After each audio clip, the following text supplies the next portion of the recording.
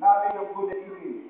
At ang tao ay namatay on that spot. At the same time, at that moment, na nagpatok siya doon sa tree of good and evil, ang Holy Spirit ay lumabas sa kanila. At namatay sila. Praise the Lord. Adam and Eve fell from eternal life to death. At hindi lamang sila ang namatay, kundi pati kalikasan ay dinala ng lahat sa babae sa Romans chapter 8 verse 21. Ang covenant kasi ng Diyos kay Adam ay isang conditional covenant. Meron man siyang supernatural, meron siyang eternal life. Pero eternal life na yun ay hindi kagaya ng ating eternal life na unconditional. Sa kanyang conditional, the day is their work, the day is life.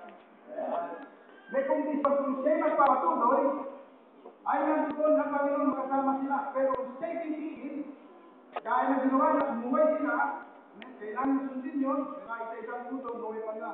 Lahat na makain ninyo, pero doon sa pagkabot, ang dahil sa putin ng hindi, kung sinala pa rin nila. So nahulog, sapagkat sila ay nasa isang conditional covenant.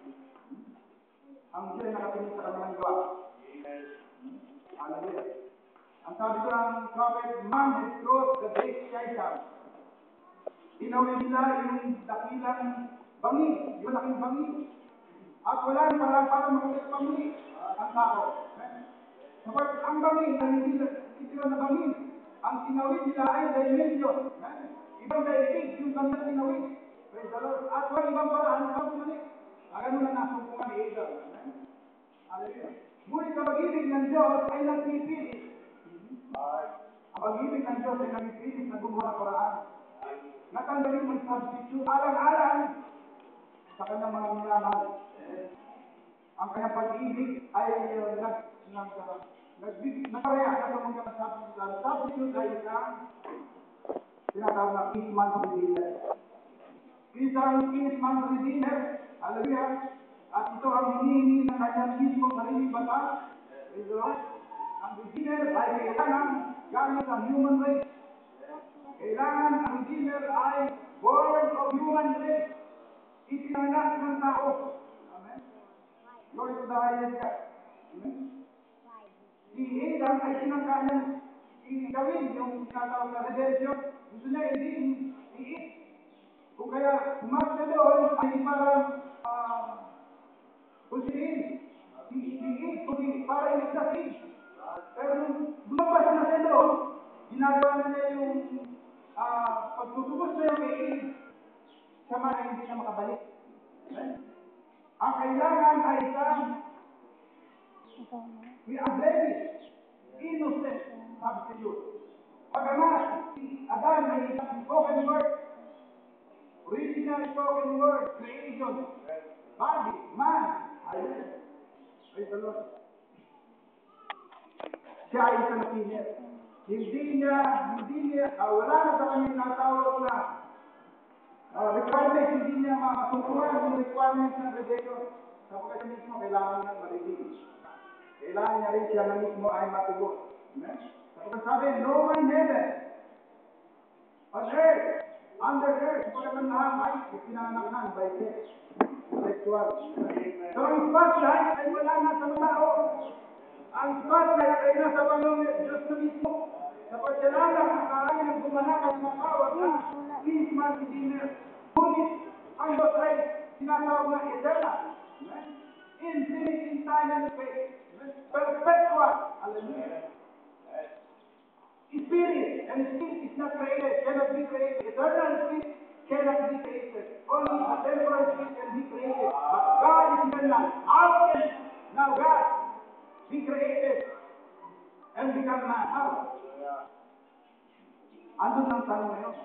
Papaano sasabihin ng Diyos ay nagkagawang tao kamantala ng propeta ang nagsabi sa moving His word?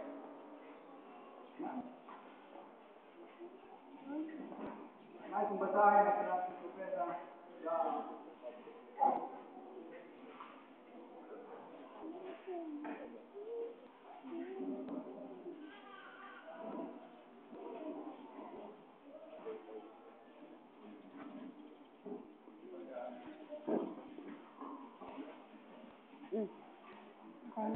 ating pagsibayin yung sinabi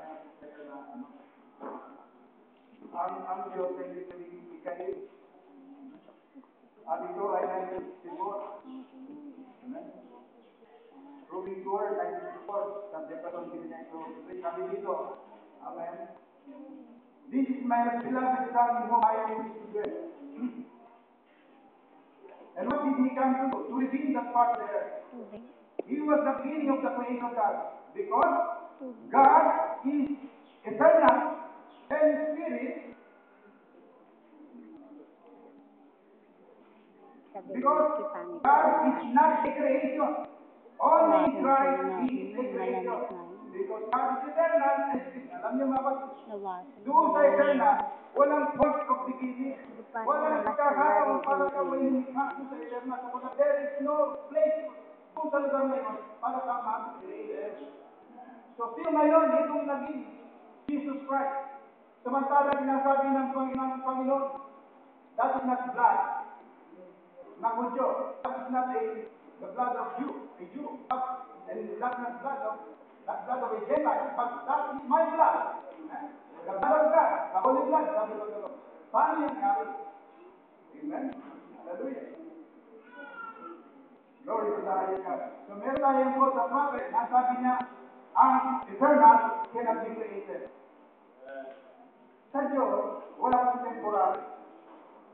Sa Diyos, lahat ay positive, lahat ay sympathetic, lahat ay magaganda, lahat ay pag-ibig, lahat ay sagal. Amen? Tanggalin ito temporal. Mga kaisipan temporal. Sa tingin ko, yung sinatawag na it's not from God, but it was permitted by God. Walang partial sa Panginoon.